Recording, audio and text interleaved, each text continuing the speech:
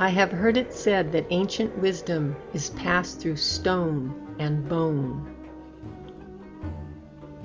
This helped me understand why, for almost 30 years, I have been drawn like a moth to the flame of Egypt, going there again and again, always wanting to stay longer. Eventually living there for 6 years.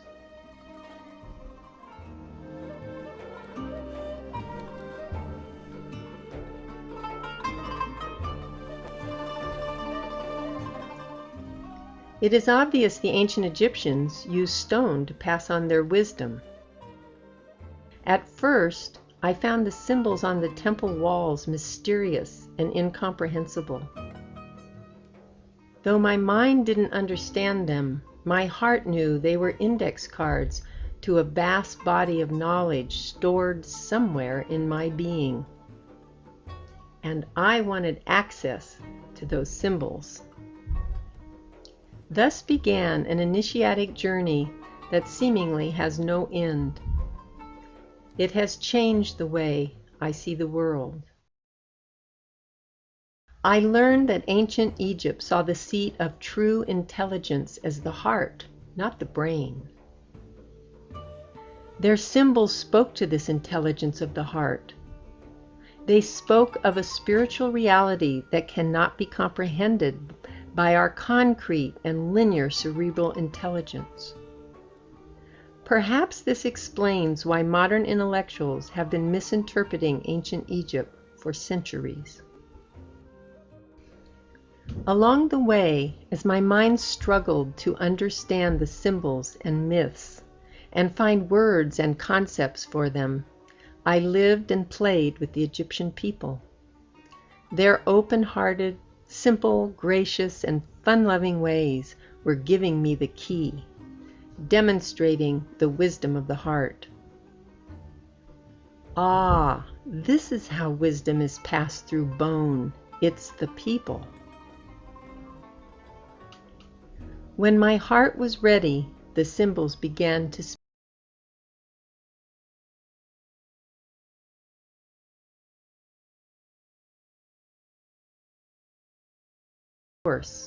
Even though we have manifested into a three-dimensional, physical, visible world where everything seems separate and has an opposite, unity has been split in two.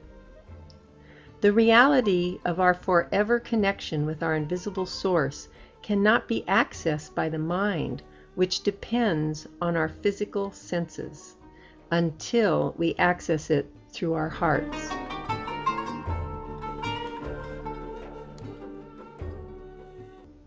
When my friend Carolyn visited Egypt with me in 2004, she felt immediately at home in this heart-centered culture, and we both knew we wanted to share what we found here with the world. Thus began our video project, Journey to the Heart of Egypt.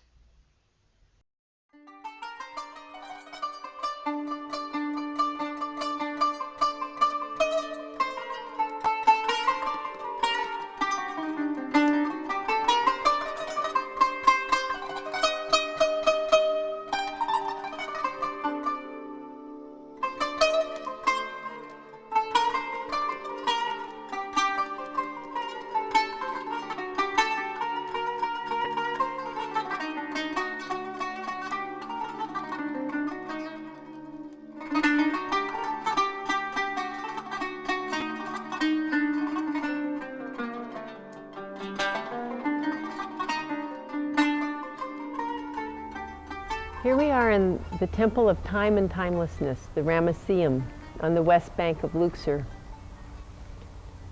This is a good place to talk about the ancient Egyptian spiritual thought, because the name itself implies that they were aware that there is time and timelessness. And in our modern world, our modern thinking, philosophy, religions, we tend to focus on life here on Earth in three-dimensional physical material form. But when we do that, we become like the fish in a fish tank. If you asked him, how's the water? He would say, what's water? Because he's not aware of the context he's living in. So one of the key points, I think, about understanding Egypt is the fact that the ancient Egyptians understood these two parts of the duality. There's the manifest and the unmanifest. The unmanifest is the cause.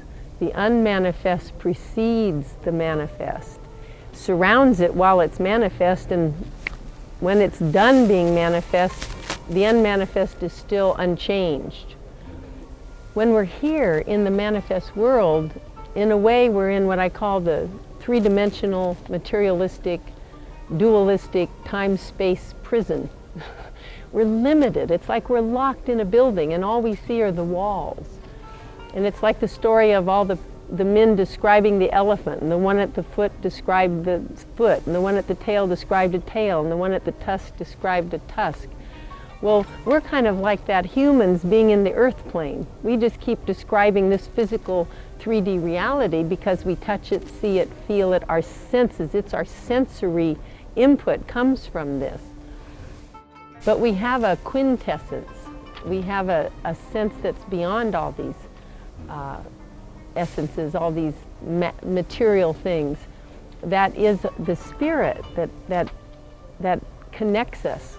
Being in this reality and taking this reality as far as you possibly can, out to the ends of the solar system, the ends of imagination, the infinity, whatever the end of this reality you can imagine, and imagine a big balloon around that, somehow defining it. That's what I call the time-space bubble. It's what's manifest in this creation. And of course, outside of that is timelessness. Like the temple, the Ramesseum is called the temple of time and timelessness. There's in here and out there. Reality is outside of the time-space matrix. What's happened in here, what we call reality, is actuality. We have actualized these things that were spoken as vibration have actualized by having molecules coagulate around them and being in physical form, being three-dimensional, and being here and being material. But that's not reality, because all of this that's physical will turn to dust someday. Or do something else. I don't know what it'll do. But the point is, just look. I mean, why do you have to paint your house over and over? Things that are material wear out, you know.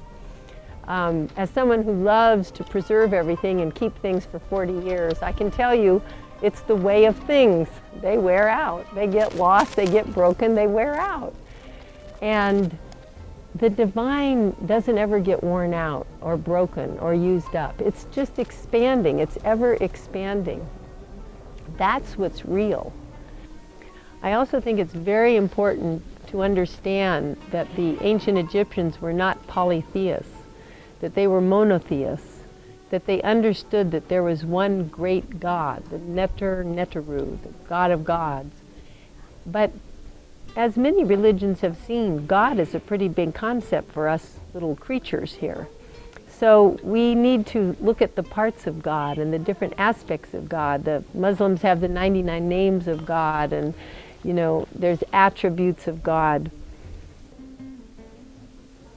And so the Neters, what we call their gods and goddesses, they called Neters, which means divine principle, and or a symbol or personification of a divine principle. For example, a figure with a human body, showing it's relevant to you humans, it's got a human body, and some kind of animal head.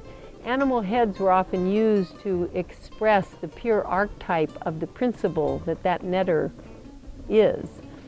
For example, the jackal, Anubis, is the shower of the way through the underworld, because the jackal, the animal, the jackal, has keen homing instincts and can find its way home. So what better guide through the underworld than a jackal? So the Neters, when we talk about the gods and goddesses of Egypt, it's so important to understand that what we're talking about are the divine principles that they recognized. And why is this important? Why did they spend 3,600 years carving images of these principles on the walls of temples and of tombs and etc., carving statues and painting them? because they show us what that creator energy, the divine, really put here on earth. The divine put divine wisdom and intelligence, portrayed by Thoth. The divine put divine law, justice, portrayed by Ma'at, who has a feather on her head. The divine put Anubis, the ability to find our way home. The divine put Nekbet, the vulture, who eats carrion. Imagine what the earth would look like if there were no bacteria and animals that ate dead bodies. It would be horrible. We wouldn't have room to walk around. And so all of these netters are showing what the divine created here on life on earth. And this is becoming increasingly important as we start using artificial synthetic materials. More and more, anything you go to buy, it's made out of a synthetic as opposed to a natural material. We're using up our natural materials. We're using up our trees. We're using up the oil. We're using up the metals. Someday it will be impossible for humans to remember what God's creation and the perfect natural cycles and balance that are contained in that looks like if we don't cherish and guard and preserve the symbols of what God put on earth. And that's what the netters of Egypt are. So these symbols, the gods and goddesses of Egypt, are like the crumbs of bread that the children left going into the dark forest so they could find their way out again. And I believe that nature is akin to the word netter. Nature is what God created here, just as the netters were symbols of what God created here, the divine principles. So this system, though very old and in a very different context, culturally, politically, historically, geographically, can be an instruction book for us to understand how is balance attained and what is real and how can we preserve what's real.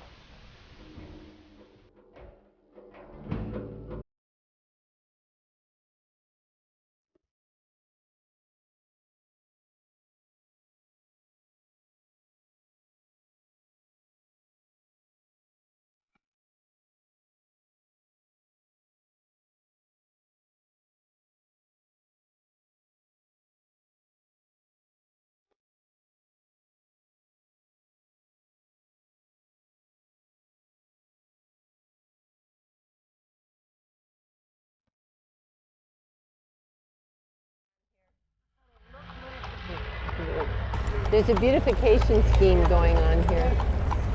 Look at the picture, Amina. Yeah, here's a picture of what it'll look like. Yeah, this is what Station Street will look like. That's a rendering of the new look. UNESCO has contributed millions of dollars to beautify this town and turn it into a living museum. They're going to restore the 1.8-mile avenue of the Sphinxes between Karnak Temple and Luxor Temple. They're giving a facelift to all of these buildings. They're putting beautiful balconies and louvered doors on many of the buildings. Have a kind of almost a colonial look on this street. This is a major shopping street. It's unusual to see it with this much, calm.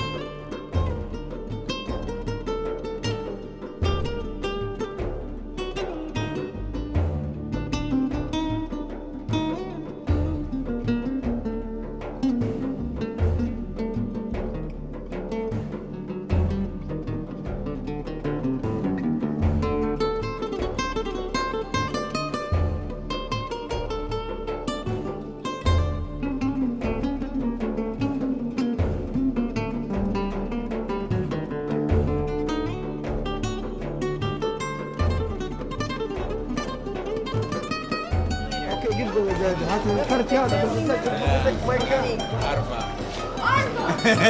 has 4 kids.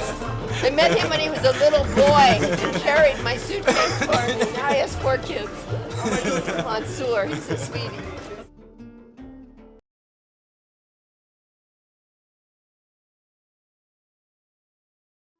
On the west bank of Luxor, the pyramid-shaped peak of the sacred mountain, the Gurn, watches over the tombs of Egypt's great pharaohs.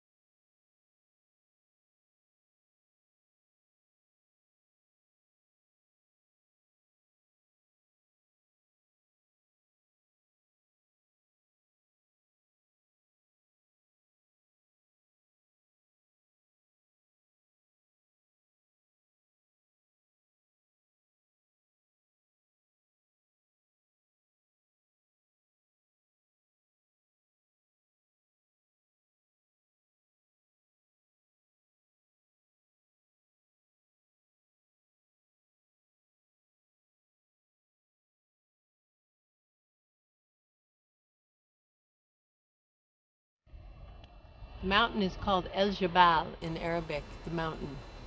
And the peak up there, the Gurn means horn, the horn. And this village is called Gurna. It's the village around the horn. And that peak, when you look at it from the Valley of the Kings, makes a perfect pyramid shape. And they buried the pharaohs under the power of that pyramid that's at the top of the Valley of the Kings. And it's a very sacred mountain. It was the home of Mert, and is the home of Mertseger, she who loves the silence. She's a goddess that's shown in the lion form sometimes and also in a serpent form, that primal kundalini feminine spirit energy. And she's related to Mat, who is the netter or divine principle of justice and balance and harmony. And she who loves the silence is just an incredible concept, because when you walk on this mountain and you're up there, you can hear the silence ringing in your ear. There is just, it's like a silence I've never heard anywhere else. It's a silence you can hear. And this serpent goddess Mertseger lives on the mountain, she who loves the silence. Protecting all of these monuments on the West Bank. They're laid out in a fan shape. You've got Medinet Habu Temple down there, the mortuary temple of Ramses III. Coming up closer, you have Ramses II's mortuary temple, the Ramesseum, the Temple of Time and Timelessness. All around in here, there are just hundreds of tombs here under these sands. The Valley of the Kings is back over that mountain.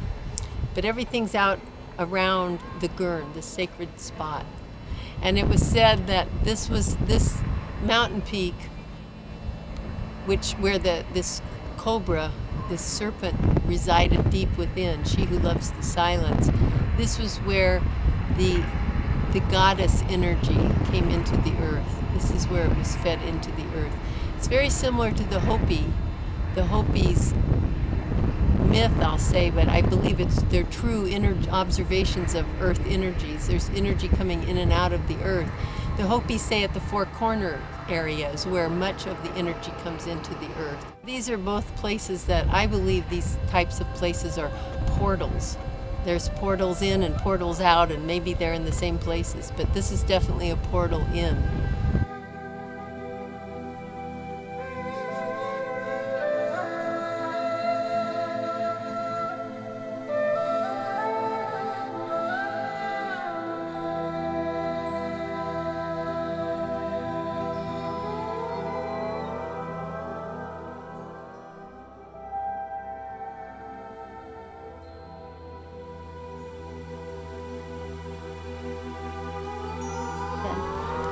These are just examples down here on the low ground. There's not many of these down here. They're so picked over by tourists, but these are examples of the kind of rocks you see up on the top. They look like they were carved or have somehow been worked on, and there's designs. In the first few years I was here, every time I walked in this mountain, I couldn't take my eyes off the ground. I never saw the view for years because every rock looked like it was a broken shard from a temple, from a sculpture or some writing on the wall. But actually, they're just like this naturally. It's the geological formation of the rocks here, which used to be at the bottom of the ocean. And it's getting rarer and rarer because, again, they've been so picked over, but there used to be hundreds of fossilized clamshells here. And the local guys, the young boys, would just go up and bring you back a handful of them, you know. So they can still find them, but they're a little harder to find now.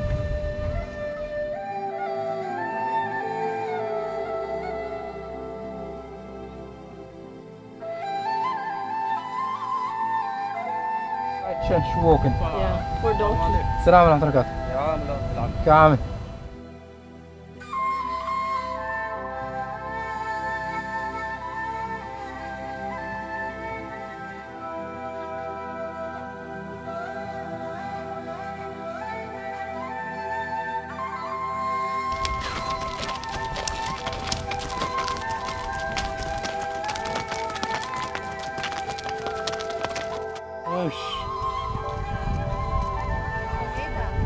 The house with some tourists who work here, but closed many years now.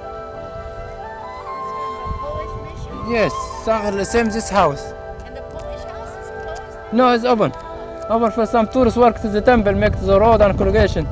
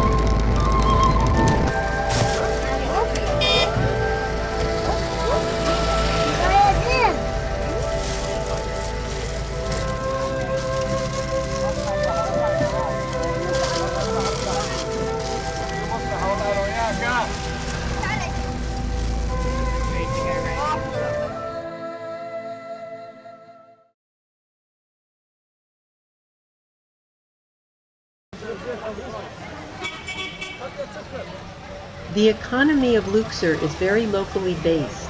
On market day, farmers come from the surrounding countryside to sell their goods.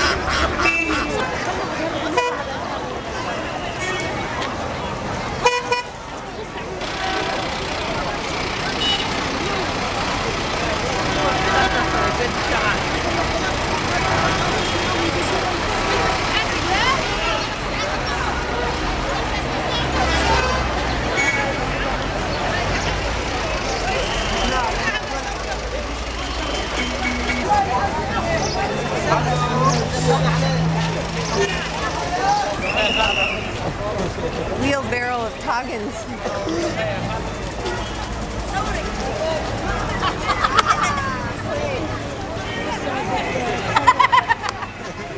Verá que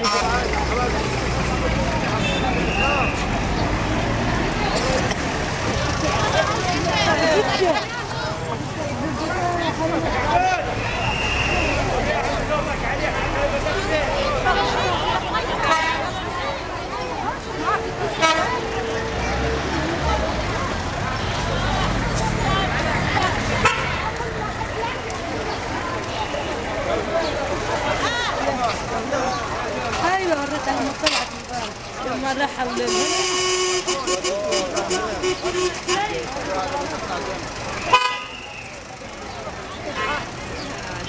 شيش والله بقشيش ما غسلين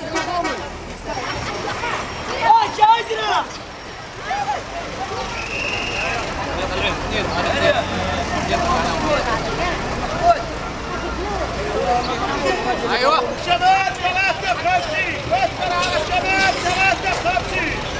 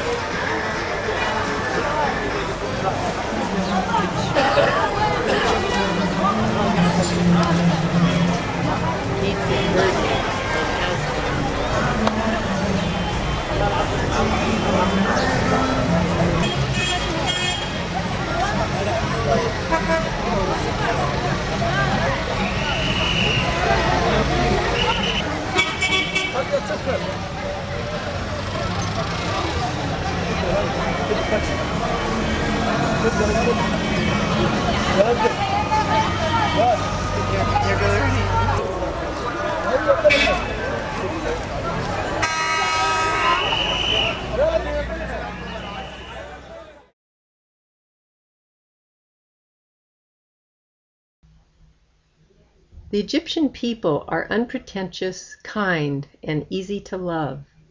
Join us as we pay a visit to longtime friends.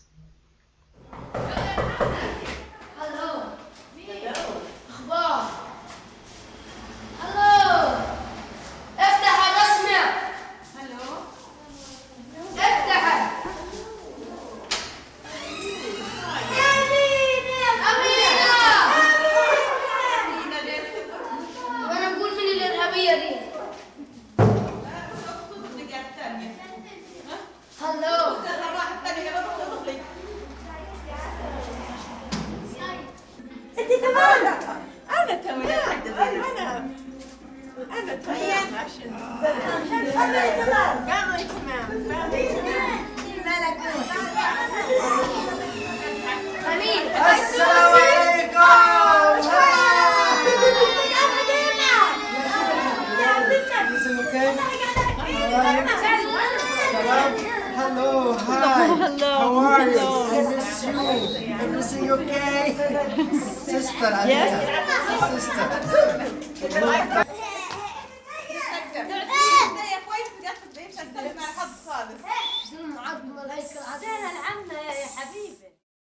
فرده واحد تغلط في حبيبي What we have here is 4 generations of women in the Morsi family in Burna, Egypt. We have Hajazina, the grandmother, and her daughter Sabah, and her daughter Muna, and her daughter Aya, who really wants to say something to the audience.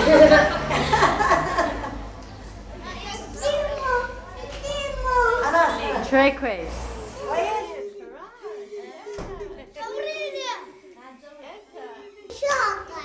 Oh, absolutely. Sock. Sock.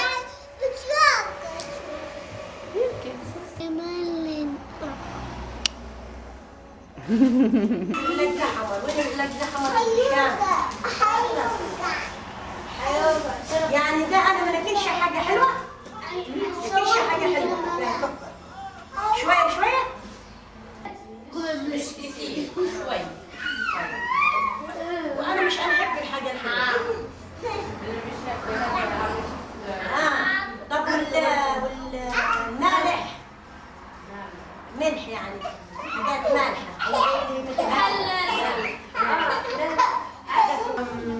Oh, we have to talk to Haja about coming out here for the feast days. Meshi, at Nasher. يا ماما ما اسمهش جمال اسمه كي. مين هالجدار اللي مش عارفة. بس لو في جروب إن شاء الله في جروب. انت ليكي كم سنة ما تجيش هنا؟ كم سنة ما تجيش هنا؟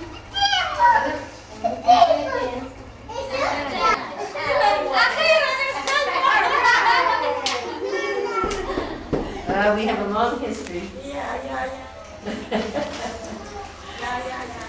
It's my sister. Alhamdulillah. Alhamdulillah.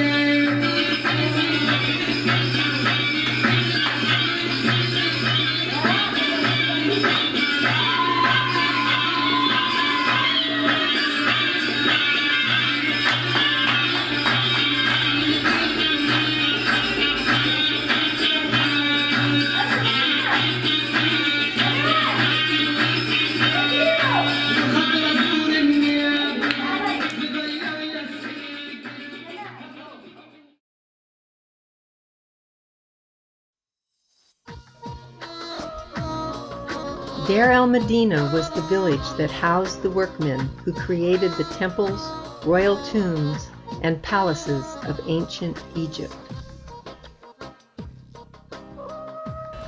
This is Deir el-Medina on the west bank of Luxor. It's between the Valley of the Queens, the Nobles, and the Valley of the Kings, kind of nestled down here by the Queens and the Nobles. This is where the workmen that made the House of Eternity for the Pharaoh lived. And they were very high initiates. They were scribes and craftspeople who had been trained in sacred art, sacred geometry, the mythology, and it was their job to build the tombs, to sculpt sculptures and paint paintings on the wall in such a way that they created the energy field for that happy afterlife experience to happen for the inhabitant of the tomb, who was the pharaoh.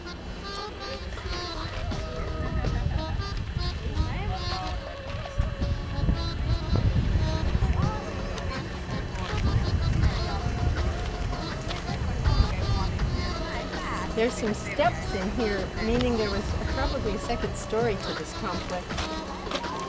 Interesting construction, unlike most places, with these huge chunks of rock filled in with this kind of mud brick. Now, I don't believe this is reconstruction. I think this is original. It might be reconstruction. There are places where these mud bricks have lasted for thousands of years. This may be one of them, although it looks like they've filled in on, they've covered the tops. And what you see here are the remains of the walls of a number of very closely situated small houses that the workmen lived in. And this was like a little sacred village.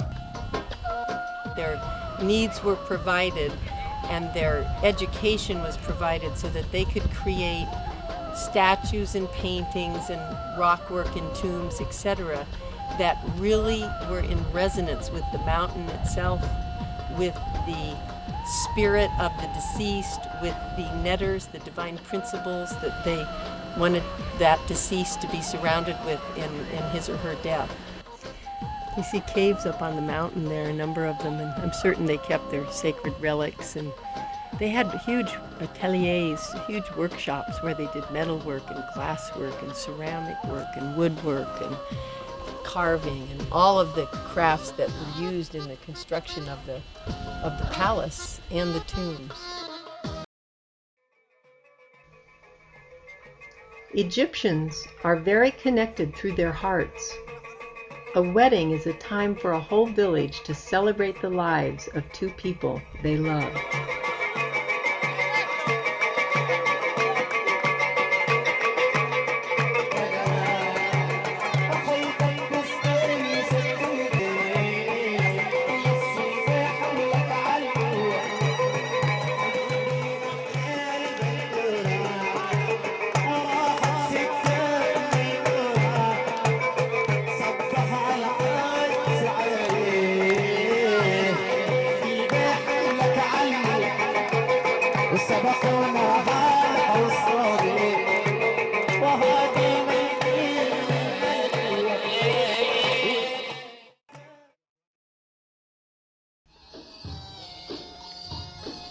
We hope you enjoy this visual dance of the stones and bones of Egypt.